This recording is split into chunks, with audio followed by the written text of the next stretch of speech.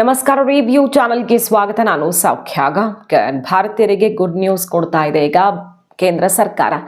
LPG gas, ಅದರಲ್ಲೂ commercial gas, domestic ಆಗಿ ಜನ ಯೂಸ್ ಮಾಡುವಂತಹ ಮನೆಗಳಿಗೆ ಸಪ್ಲೈ ಆಗ್ತಿದ್ದಂಥ LPG ಸಮಸ್ಯೆಯಲ್ಲೂ ಇಲ್ಲ.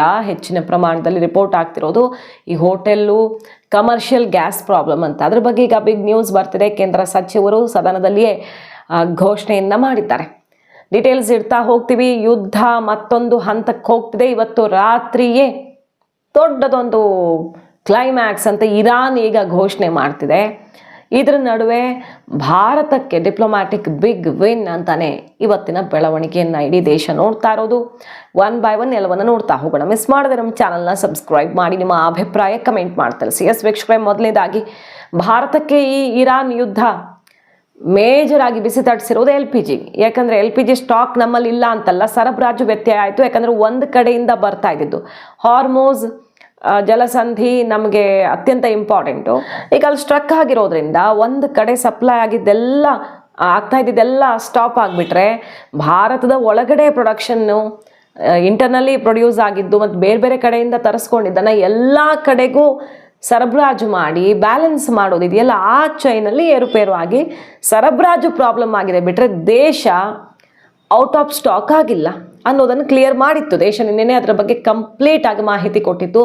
ಇವತ್ತು ಸೆಷನ್ನಲ್ಲೇನೆ ಹರ್ದೀಪ್ ಪುರಿ ಅವರು ನೋಡಿ, ಕಮರ್ಷಿಯಲ್ ಗ್ಯಾಸ್ ಸಿಲಿಂಡರ್ ಸಪ್ಲೈ ಹಿಂದೆ ಹೆಂಗಿತ್ತಲ್ಲ ಅದೇ ರೀತಿಯಲ್ಲಿ ಇವತ್ತಿನಿಂದನೇ ಆಗತ್ತೆ. ರಾಜ್ಯ ಸರ್ಕಾರಗಳ ಜೊತೆ ಕೋಆರ್ಡಿನೇಷನ್ನೊಂದಿಗೆ commercial gas supply, commercial cylinder supply ಮತ್ತೆ ಶುರುವಾಗ್ತಾ ಇದೆ. ಸಂಪೂರ್ಣವಾಗಿ ಎಲ್ಲೆಲ್ಲ ಸಮಸ್ಯೆ ಇತ್ತಲ್ಲ, ಗೃಹ ಬಳಕೆಯ ಸಿಲಿಂಡರನ್ನು ಪ್ರಯಾರಿಟಿ ಮಾಡಲಾಯಿತು. ಈಗ ಕಮರ್ಷಿಯಲ್ ಸಿಲಿಂಡರ್ ವಿಚಾರದಲ್ಲಿ ಒಂದಿಷ್ಟು ಸಮಸ್ಯೆ ಸರಬರಾಜು ಕಾರಣದಿಂದ, ಕಂಪನಿಗಳ ಕಾರಣದಿಂದ, ಮಧ್ಯವರ್ತಿಗಳ ಕಾರಣದಿಂದ, ಕಾಳಸಂತೆ ಕಾರಣದಿಂದ ಸೃಷ್ಟಿಯಾಯಿತು. ಹಲವಾರು ಕಾರಣಗಳಿಂದ ಒಂದಿಷ್ಟು ಸಮಸ್ಯೆ ಅಂತೂ ಸೃಷ್ಟಿಯಾಗಿದೆ. ಅದನ್ನು ಬಗೆಹರಿಸೋದಕ್ಕೆ ನಿಂತಹ ಕೇಂದ್ರ ಸರ್ಕಾರ ದೊಡ್ಡ ಪ್ರಮಾಣದಲ್ಲಿ ಡೊಮೆಸ್ಟಿಕ್ ಪ್ರೊಡಕ್ಷನ್ ಅನ್ನು ಹೆಚ್ಚಿಸ್ತು. ಕಳೆದ 5 ದಿನಗಳಿಂದ 28% ಹೈ ಆಗಿದೆ ಇಂಡಿಯಾದ ಒಳಗಡೆ ಪ್ರೊಡ್ಯೂಸ್ ಆಗಿರುವಂಥ ಗ್ಯಾಸ್ಗಳು. ಹಾಗಾಗಿ ಈಗ ಏನು ಕಮರ್ಷಿಯಲ್ ಸಿಲಿಂಡರ್ ಕೂಡ ಇವತ್ತಿಂದ ಅವೈಲೇಬಲ್ ಇರುತ್ತೆ ಅನ್ನುವಂಥ ದೊಡ್ಡ ಘೋಷಣೆ.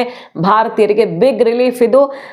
ರಾಜ್ಯ ಸರ್ಕಾರಗಳ ಜೊತೆ 20% of the average monthly commercial LPG requirement will be allocated from today it self ಅಂತ ಈಗ ಘೋಷಣೆ ಮಾಡಿದ್ದಾರೆ ಹರ್ದೀಪ್ ಪುರಿ ಅವರು. ಸ್ಟೇಟ್ ಗೌರ್ಮೆಂಟ್ ಜೊತೆ ಕೋಆರ್ಡಿನೇಷನಲ್ಲಿ ಇದನ್ನು ಮಾಡ್ತೀವಿ. ಯಾಕಂದರೆ ಬ್ಲ್ಯಾಕ್ ಮಾರ್ಕೆಟಿಂಗ್ ತಡೆದು ಬಿಟ್ಟರೆ ಮೇಜರ್ ಇಲ್ಲಿ ಏನು ಸಮಸ್ಯೆ ಆಗಿದೆಯಲ್ಲ, ಕೃತಕ ಅಭಾವ ಸೃಷ್ಟಿಸುವಂಥ ಕೆಲಸ, ಅದನ್ನು ತಡೆಯೋದು ಮತ್ತು ಕಮರ್ಷಿಯಲ್ ಸಿಲಿಂಡರ್ಸನ್ನು ಹೆಚ್ಚೆಚ್ಚು ಸರಬರಾಜು ಮಾಡಿ ಎಲ್ಲ ಕಡೆಗೂ ತಲುಪೋ ರೀತಿ ಮಾಡೋದು. ಇದೆರಡರಿಂದ ಈ ಸಮಸ್ಯೆ ಅಭಾವ ಅಂತ ಏನು ಕಾಣಿಸ್ತಿದೆಯಲ್ಲ ಅದನ್ನು ನೀಗಿಸಬಹುದು. ಅದು ಇವತ್ತಿಂದನೇ ಶುರುವಾಗುತ್ತೆ. ನಿಮಗೆ ಎಷ್ಟು ಬೇಕು ಮತ್ತು ಯಾವಾಗ ಬೇಕು, ಹೇಗೆ ಬೈ ಮಾಡ್ತಿದ್ರಲ್ಲ ಮುಂಚೆ, ಅದೇ ರೀತಿಯಲ್ಲಿ ನಂಬರ್ಸು ಮತ್ತು ಟೈಮು, ರಿಸ್ಟ್ರಿಕ್ಷನ್ಸ್ ಇಲ್ಲ, ಇದರಲ್ಲಿ ಯಾವುದೇ ಮಧ್ಯಪ್ರವೇಶ ಸರ್ಕಾರ ಮಾಡಲ್ಲ, ನಿಮಗೆ ಹೆಂಗೆ ಬೇಕಿತ್ತಲ್ಲ ಹಾಗೆ ಮಾಡಬಹುದು ಅನ್ನುವಂಥ ಘೋಷಣೆಯನ್ನು ಇವತ್ತು ಕೇಂದ್ರ ಸಚಿವರೇ ಸೆಷನ್ನಲ್ಲೇ ಮೊಳಗಿಸಿದ್ದಾರೆ. ಸೊ ಇದು ಬಹಳ ದೊಡ್ಡ ಸುದ್ದಿ. ಭಾರತೀಯರಿಗೆ ಬಿಗ್ ರಿಲೀಫ್ ಇದು. ಮತ್ತು overall petrol, diesel, turbine oil, kerosene ಎಲ್ಲದರಲ್ಲೂ ಭಾರತ ಕಂಪ್ಲೀಟ್ಲಿ ಸೇಫ್ ಆಗಿದೆ, ಯಾವ ಕೊರತೆಯೂ ಇಲ್ಲ ಅನ್ನೋದನ್ನು ಹೇಳ್ತಾ ಇದೆ. ನಮ್ಮ is that the kitchen of India's 33 crore families, especially the poor and the underprivileged, do not face any shortage. Modi government's foremost priority is that the kitchen of India's 33 crore families, especially the poor and the underprivileged, do not face any shortage. Domestic supply is fully protected and the delivery cycle is unchanged. The standard time for booking to delivery for domestic LPG cylinders remains 2.5 days, unchanged from pre-crisis norm. Commercial LPG has been regulated to prevent black marketing, not to penalize the hospitality sector. Commercial LPG is sold in a completely deregulated over-the-counter market at market price without any government subsidy. There is no registration system, no booking requirement, no digital authentication, and no delivery confirmation mechanism. Any business or individual can purchase cylinders in any quantity at the point of sale with no government control in normal times. In a supply-constrained environment where public anxiety is elevated, this deregulated structure creates a direct and uncontrolled pathway for hoarding, diversion and resale at inflated prices. Had commercial supply have been diverted to the grey market at the expense of genuine commercial consumers and domestic households alike. The government has therefore taken the responsible course to regulate this channel with clear priorities and a transparent allocation mechanism. A 3-member committee comprising executive directors from IOCL, HPCL and BPCL was constituted on 9th March 2026. Extensive meetings have been held and state civil supply departments and restaurants associations across the country and are continuing. The committee has assessed genuine need by geography and sector to ensure available commercial volumes reach commercial LPG requirement is going to be supplied from today by OMCs in coordination with the state government. Largest reservoir ಇರೋದು ಜಗತ್ತಲ್ಲಿ top countries ಲಿಸ್ಟಲ್ಲಿ ನಾವಿದ್ದೀವಿ.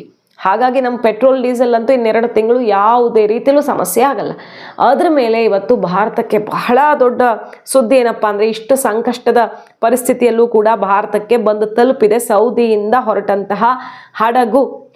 ಲೈಬೇರಿಯಾ flag ಇರುವಂತಹ tanker ship ಶೆನ್ಲಾಂಗ್ ಈಗ India ಮುಂಬೈಗೆ ಬಂದು ತಲುಪಿದೆ. ಅಲ್ಲಿ ಹೇಗೇಗೋ manage ಮಾಡ್ಕೊಂಡು ಅವರು ಹಾರ್ಮೋಸನ್ನು ದಾಟಿ ಬಂದಿದ್ದಾರೆ. ಸೌದಿಯಿಂದ ಭಾರತಕ್ಕೆ ಲೈಬೇರಿಯನ್ ಫ್ಲಾಗ್ ಇದ್ದಿದ್ದು, ಭಾರತದ ಫ್ಲಾಗ್ ಇರುವಂತಹ ಪುಷ್ಪಕ್ ಮತ್ತು ಪರಿಮಲ್ ಎರಡೂ ಶಿಪ್ಗಳನ್ನು, ಎರಡು ಇಂಧನ ತುಂಬಿದಂಥ ಹಡಗುಗಳನ್ನು ಭಾರತಕ್ಕೆ ಪಾಸ್ ಮಾಡಿಸುವಲ್ಲಿ ಜೈಶಂಕರ್ ಅವರ ಮಾತುಕತೆ, ನಿರಂತರ ಮಾತುಕತೆ ಯಶಸ್ವಿಯಾಗಿದೆ. ಇವರು ನ್ಯಾವಿಗೇಷನ್ ಎಲ್ಲ ಆಫ್ ಮಾಡ್ಕೊಂಡು ಏನೇನೋ ಸರ್ಕಸ್ ಮಾಡಿ ಲೈಬೇರಿಯಾ ಫ್ಲಾಗ್ ಇದ್ದಂಥ ಟ್ಯಾಂಕರು ಮುಂಬೈಯನ್ನು ರೀಚ್ ಆಗಿದೆ. ಸೊ ಭಾರತಕ್ಕೆ ಇದೊಂದು ಗುಡ್ ನ್ಯೂಸ್. ಯುದ್ಧ ಶುರುವಾದ ಮೇಲೇ ರಷ್ಯಾದ್ದು ಚೀನಾದ್ದು ಬಿಟ್ಟರೆ ಇರಾನ್ ಬೇರೆ ಯಾರಿಗೂ ಬಿಟ್ಟಿರಲಿಲ್ಲ. ಭಾರತ ಇದೊಂದು ಡಿಪ್ಲೊಮ್ಯಾಟಿಕಲಿ ಬಹಳ ದೊಡ್ಡ ಗೆಲುವನ್ನು ಸಾಧಿಸಿದೆ. ನಿರಂತರವಾಗಿ ಇರಾನ್ ಜೊತೆಗೆ ಮಾತುಕತೆ ಮುಂದುವರಿತಿದೆ. ಅವರೇನು 28-30 ಹಡಗು ಬಿದ್ದಿದೆ ಅಲ್ಲೇ, ಅಂದರೆ ನಿಂತಲ್ಲೇ ನಿಂತಿದೆ, ಅದೆಲ್ಲ ಬಿಟ್ಟಿದ್ದಾರೆ ಅಂತಲ್ಲ. 1 by 1 ಪಾಸ್ ಮಾಡಿಸ್ಕೊಳ್ಳೋದಕ್ಕೆ ಭಾರತ ಶತ ಪ್ರಯತ್ನದಲ್ಲಿದೆ. ಅದರಲ್ಲಿ ಒಂದು ಹಂತಕ್ಕಂತೂ ಯಶಸ್ವಿಯಾಗಿದೆ ಬೇರೆ ರಾಷ್ಟ್ರಗಳಿಗೆ ಕಂಪೇರ್ ಮಾಡಿದ್ರೆ. ಮತ್ತು ಬಹಳಷ್ಟು ರಾಷ್ಟ್ರಗಳಲ್ಲಿ ಹೆಂಗೆ ಫ್ಯೂಯಲ್ ಶಾರ್ಟೇಜ್ ಆಗಿದೆ, ಎಷ್ಟು ಸಮಸ್ಯೆ ಆಗ್ತಿದೆ, ಯಾವ ರೀತಿ ಕರೋನಾ ಟೈಮಲ್ಲಿ ಎಲ್ಲ ಮುಚ್ಚಿಬಿಡ್ತಿದ್ರಲ್ಲ ಹಾಗೆ ಲಾಕ್ಡೌನ್ ಮಾಡಿದ್ದಾರೆ. ಶಾಲಾ ಕಾಲೇಜು ಯೂನಿವರ್ಸಿಟಿಗಳು ವರ್ಕ್ ಫ್ರಮ್ ಹೋಮ್ ಮಾಡಿರೋದು, ಆನ್ಲೈನ್ ಕ್ಲಾಸಸ್ ಮಾಡಿರೋದು, ಪೆಟ್ರೋಲ್ ಡೀಸೆಲ್ ಯಾವುದು ಅವೈಲೇಬಲ್ ಇಲ್ಲದೆ ಗಾಡಿಗಳು ರೋಡಿಗೆ ಇಳಿದಿರುವಂಥ ಪರಿಸ್ಥಿತಿ ನಮ್ಮ ಅಕ್ಕಪಕ್ಕದ ರಾಷ್ಟ್ರಗಳಲ್ಲಿ ಸೃಷ್ಟಿಯಾಗಿದೆ. ಸಣ್ಣ ಪುಟ್ಟ ರಾಷ್ಟ್ರಗಳು ಬಿಟ್ಟು ಹಾಕಿ, ಪಾಕಿಸ್ತಾನ, ಬಾಂಗ್ಲಾ, ಶ್ರೀಲಂಕಾ ಇಲ್ಲೆಲ್ಲ ಕ್ರೈಸಿಸ್ ಆಗಿದೆ. ಜಪಾನಲ್ಲಾಗಿದೆ, ದುಬೈಯಲ್ಲಿ ಸಮಸ್ಯೆ ಆಗಿದೆ ಸಿಕ್ಕಾಪಟ್ಟೆ, ಬೇರೆ ಬೇರೆ ರೀತಿಯಲ್ಲಿ ಒಮನ್ನಲ್ಲಿ ಸಮಸ್ಯೆ ಆಗಿದೆ. ಒಂದೊಂದು ರಾಷ್ಟ್ರದ ಪರಿಸ್ಥಿತಿ ಇನ್ನೊಂದೊಂದು ರೀತಿಯಲ್ಲಿ ಕಾಣಿಸ್ತಾ ಇದೆ ನಮಗೆ. ಹಾಗಾಗಿ ಭಾರತ ಎಲ್ಲರಿಗಿಂತ ಸೇಫ್ ಆಗಿದೆ. ಚೀನಾದಲ್ಲಿ ಇರಾನ್ ಬೆನ್ನಿಗೆ ನಿಂತಿರುವಂಥ ಅವ್ರ ಹಡಗನ್ನ ಏನು ಸಮಸ್ಯೆ ಮಾಡ್ತಿಲ್ವಲ್ಲ ಅಂಥ ಚೀನಾದಲ್ಲೂ ಸಮಸ್ಯೆ ಆಗಿದೆ. ಹಾಗಿರುವಾಗ ಭಾರತ ಎಲ್ಲದರಲ್ಲೂ ಸೇಫ್ ಇದೆ. LPGದೊಂದು ಸರಬರಾಜು ಸಮಸ್ಯೆಯಿಂದಾಗಿ ಸಮಸ್ಯೆ ಉಂಟಾಗಿರೋದು ಹೌದು. ಸಮಸ್ಯೆ ಆಗಿದೆ ಅನ್ನೋದನ್ನು ಹೇಳ್ತಿದ್ದಂಗೆ ನೋಡಿದ್ರ ಕೇಂದ್ರ ಸಚಿವರೇ ಒಪ್ಕೊಂಡ್ರು ಸಮಸ್ಯೆ ಆಗಿದೆ ಅಂತ ಪ್ರತಿಪಕ್ಷಗಳು ಮುಗಿಬಿದ್ದಿರೋದು. ಬಟ್ ಅವ್ರು ಹೇಳ್ತಿರೋದು ಸ್ಟಾಕೇಜ್ ಬಗ್ಗೆ ಅಲ್ಲ, ಸರಬರಾಜು ಸಪ್ಲೈ ಚೈನ್ ಅಲ್ಲಿ ಸಮಸ್ಯೆ ಆಯಿತು, ಅದನ್ನು ಕೂಡ ಸರಿಪಡಿಸ್ತಿದ್ದೀವಿ, ಕಮರ್ಷಿಯಲ್ ಸಿಲಿಂಡರ್ಸ್ ಇವತ್ತಿಂದಾನೇ ಅವೈಲೇಬಲ್ ಇರುತ್ತೆ ಅಂತ. ಸೊ ಇದೊಂದು ಬಿಗ್ ರಿಲೀಫ್ ಅಂತ ಹೇಳ್ಬಹುದು ಭಾರತೀಯರಿಗೆ. ಸೊ ತಾತ್ಕಾಲಿಕವಾಗಿ ಸಮಸ್ಯೆ ಆಗಿದೆ, ಅದನ್ನು ಸರಿಪಡಿಸುವಲ್ಲಿ ಭಾರತ ಕೂಡ ದಿಟ್ಟ ಹೆಜ್ಜೆಯನ್ನು ಇಟ್ಟಿದೆ ಸಮಸ್ಯೆ ಬಗೆಹರಿಸುವತ್ತ. ಇನ್ನು ರಾಹುಲ್ ಗಾಂಧಿ ಅವರು ಇದನ್ನು ಜೋರಾಗಿ ಎತ್ಕೊಂಡಿದ್ದಾರೆ. ಇವತ್ತು ಎಲ್ಲ ಕಡೆ ಸಿಲಿಂಡರ್ ಸಿಗ್ತಾ ಇಲ್ಲ, ಬೀದಿ ಬರಿ ವ್ಯಾಪಾರಿಗಳೆಲ್ಲ ಸಿಕ್ಕಾಪಟ್ಟೆ ಸಮಸ್ಯೆಯಲ್ಲಿದ್ದಾರೆ, ನರೇಂದ್ರ ಮೋದಿ ಅವರ ರಾಜತಾಂತ್ರಿಕತೆ ಫೇಲ್ ಆಗಿದೆ ಅಂತೆಲ್ಲ ಅಟ್ಯಾಕ್ ಮಾಡಿದ್ದಾರೆ. ಆಡಳಿತ ಪಕ್ಷ ಕೂಡ ಅದಕ್ಕೆ ಅಂಕಿಅಂಶಗಳ ಸಮೇತ ತಿರುಗಿಸ್ಕೊಟ್ಟಿದೆ. ಭಾರತ ಎಲ್ಲ ಜಗತ್ತಿನ ರಾಷ್ಟ್ರಗಳು ಹೋಲಿಸಿದ್ರೆ ಏನು ಮಾಡಿದೆ, ಇವತ್ತು ಯಾವ ಪರಿಸ್ಥಿತಿಯಲ್ಲಿದೆ, ಈ ಗಾಸಿಪ್ ಹರಡಿಸೋದನ್ನು, ಇಂತಹ ಕ್ರಿಟಿಕಲ್ ಸಿಚುವೇಶನ್ನಲ್ಲೂ ಕೂಡ ಗಾಸಿಪ್ ಹರಡಿಸೋದನ್ನು ಬಿಡಿ.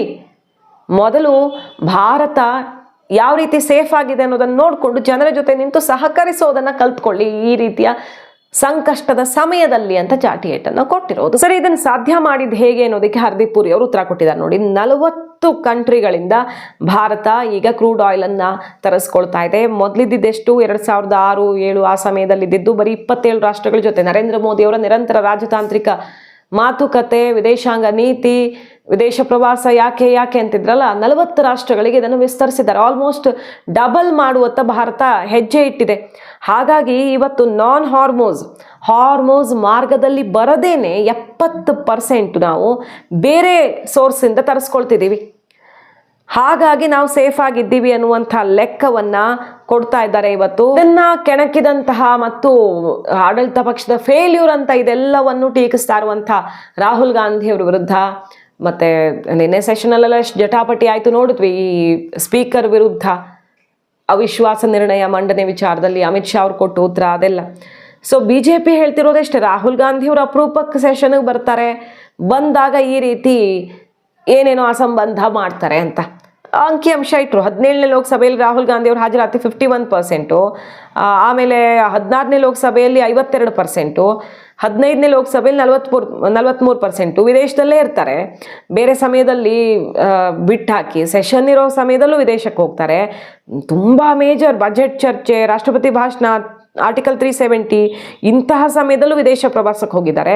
ಸಂಸತ್ತಿಗೆ ಬರಲ್ಲ, ಚರ್ಚೆಯಲ್ಲಿ ಭಾಗವಹಿಸಲ್ಲ, ಈಗ ಬಂದು ಮಾತಾಡೋಕೆ ಬಿಡಲ್ಲ ಅಂತ ಹೇಳ್ತಾರೆ.